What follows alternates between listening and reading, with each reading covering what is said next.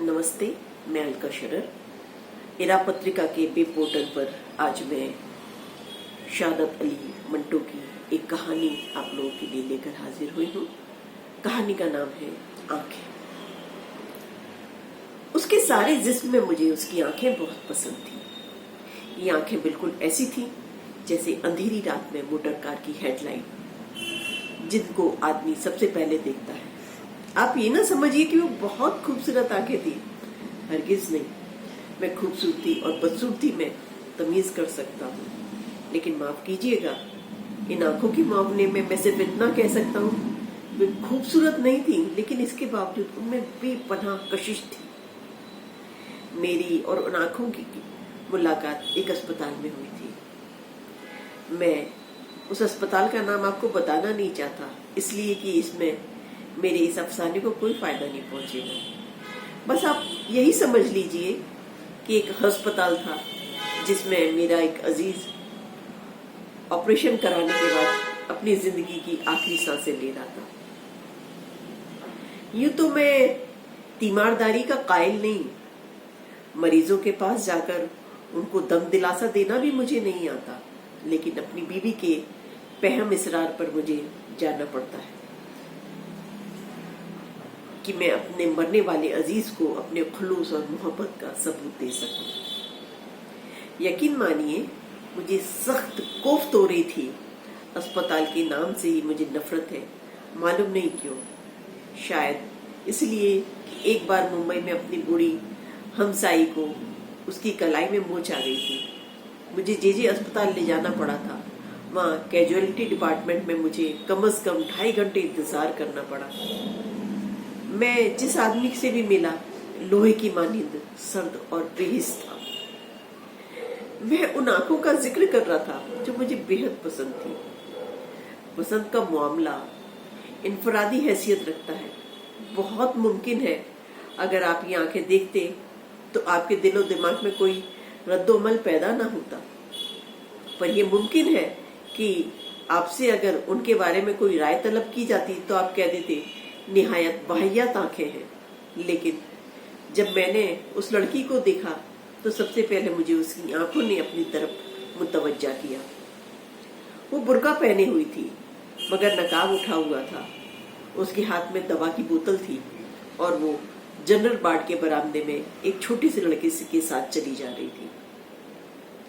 मैंने उसकी तरफ देखा तो उसकी आंखों में जो बड़ी थी न छोटी थी, स्याह थी न भूरी थी, नीली थी न सब्ज, एक अजीब किस्म की चमक पैदा हुई। मेरे कदम रुक गए, वो भी ठहर गई।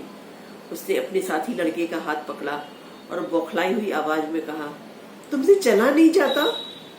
लड़के ने अपनी कलाई छुड़ाई और तेजी से कहा, चल तो रहो, तू तो अंधी है।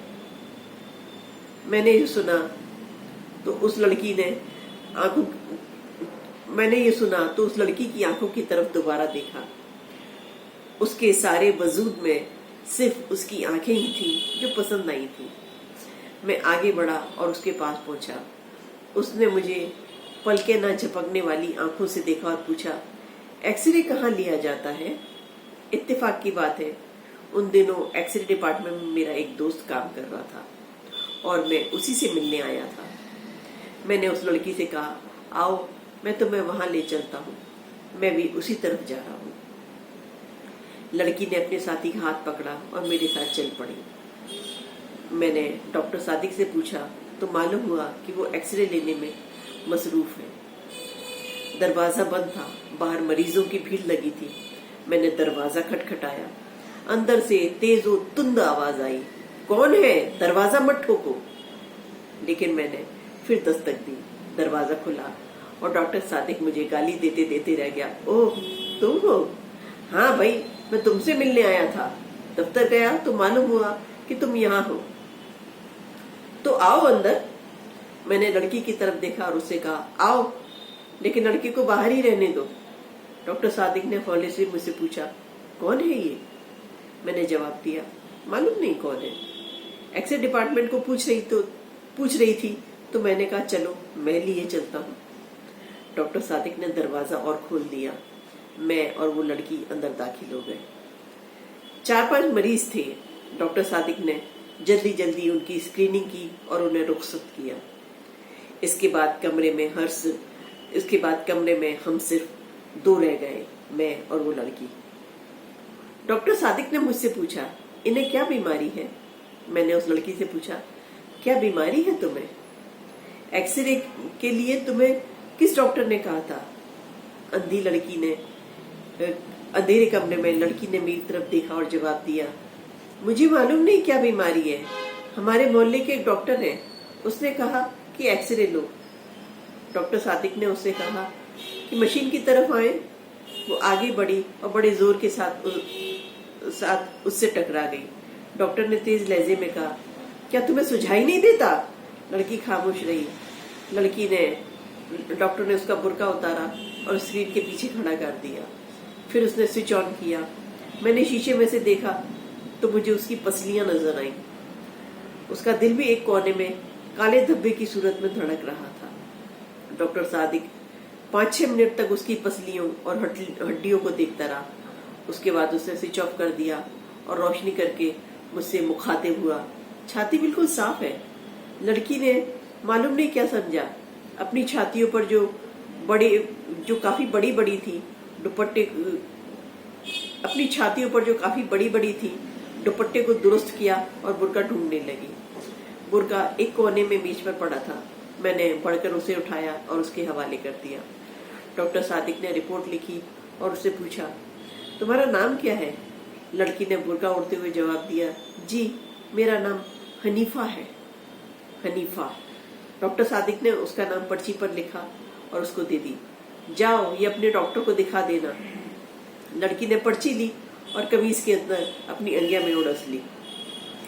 जब वो बाहर निकली तो मैं गैर इरादी तौर पर उसके पीछे पीछे हुआ था, लेकिन मुझे इसका पूरी तरह एहसास था कि डॉक्टर सादिक ने मुझे शक की नजरों से देखा था। उसे जहां तक मैं समझता हूँ इस बात का यकीन था कि उस लड़की से मेरा ताल्लुक है। हालांकि जैसा आप जानते हैं ऐसा कोई मामला नहीं था, सिवाय इसके कि मुझे उसकी आंखें पसंद आ गई थी। मैं पीछे पीछे था। उसने अपने साथी लड़के की उंगली पकड़ी हुई थी। अब वो तांगे स्टैंड पर आ पहुंचे तो मैंने हनीफा से पूछा, तुम्हें कहाँ जाना है? उसने एक गली का नाम लिया तो मैंने झूठ मूठ कह दिया, मुझे भी उधर ही जाना है, मैं तुम्हें तुम्हारे घर छोड़ दूंगा। मैंने जब उसका हाथ पकड़कर तांगे में बैठाया तो मुझे महसूस हुआ कि मेरी आंखें एक्सरे का शीशा बन गई हैं। मुझे उसका गोश्त पोश्त दिखाई नहीं देता था, सिर्फ ढांचा नजर आता था, लेकिन उसकी आंखें वो बिल्कुल साबितो सालिम थी, जिनमें बेपनाह कशिश थी। मेरा जी चाहा था कि उसके साथ बैठूं, लेकिन ये सोचकर कि कोई देख लेगा, मैंने उसके साथी लड़के को उसके साथ बैठा दिया और आप अगली नशिस्त पर बैठ गया। मैं सादत अली मंटू हूँ। मंटू? ये मंटू क्या हुआ? कश्मीरियों की एक जात है। हम भी कश्मीरी हैं। अच्छा, हम कुमटाइस हैं। मैंने मुड़कर उससे कहा, ये तो बहुत ऊंची जात है। वो मुस्कुराई और उसने अपनी आंखें और इससे उसकी आंखें और ज्यादा पुरकशिश हो गईं। मैंने अपनी जिंदगी में बेशुमार खूबसूरत आंखें देखी थी, लेकिन वो आंखें जो हनीफा के चेहरे पर थी वो बेहद पुरकशिश थी। मालूम नहीं उनमें क्या चीज थी जो कशिश की बाइस थी। मैं इससे पेशतर अर्ज कर चुका हूँ कि वो कस्तन खूबसूरत नहीं थी, वो कतन खूबसूरत नहीं थी, लेकिन इसके बावजूद मेरे दिल को खूब गुभा रही थी। मैंने जसारत से काम लिया और उसके बालों की लटों को जो उसके माथे पर लटक रही थी उसकी एक कान को ढांप रही थी, उंगली से उठाया और उसके सर पर चस्पा कर दी। उसने बुरा न माना। मैंने और जसारत की, उसका हाथ अपने हाथ में ले लिया। इस पर भी उसने कोई मुजाहमत न की और अपने साथी लड़के से मुखाते हुए, तुम मेरा हाथ क्यों दबा रहे हो? मैंने फौरन उसका हाथ छोड़ दिया और लड़के से पूछा, तुम्हारा मकान कहाँ है? लड़के ने इशारा किया, उस बाजार में। तांगे ने उधर का रुख किया। बाजार में बहुत भीड़ थी, ट्रैफिक भी मामूल से ज्यादा था। तांगा रुक रुक कर चल रहा था। सड़क में चूंकि गड्ढे थे इसलिए जोर से धचके लग रहे थे। बार बार उसका सर मेरे कंधे से टकराता था और मेरा जी चाहता था कि उसे अपने जानू पर रख लूं और उसकी आंखों में देखता रहूं। थोड़ी देर बाद उसका घर आ गया। लड़के ने तांगे वाले से रुकने को कहा। जब तांगा रुका तो वो नीचे उतरा। हनीफा बैठी रही। मैंने उससे कहा, तुम्हारा घर आ गया। हनीफा ने मुड़कर मेरी तरफ अजीबो गरीब आंखों से देखा। बदरू कहाँ है? मैंने उससे पूछा, कौन बदरू? वो लड़का जो मेरे साथ था। मैंने लड़के की तरफ देखा जो तांगे के पास ही था। ये खड़ा तो है।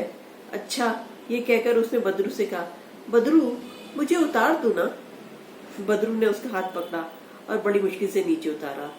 मैं सख्त मुतहैयर था। पिछली नशिस्त पर जाते हुए मैंने उस लड़के से पूछा, क्या बात है, ये खुद नहीं उतर सकती? बदरू ने जवाब दिया, जी नहीं, इसकी आंखें खराब है, दिखाई नहीं देती।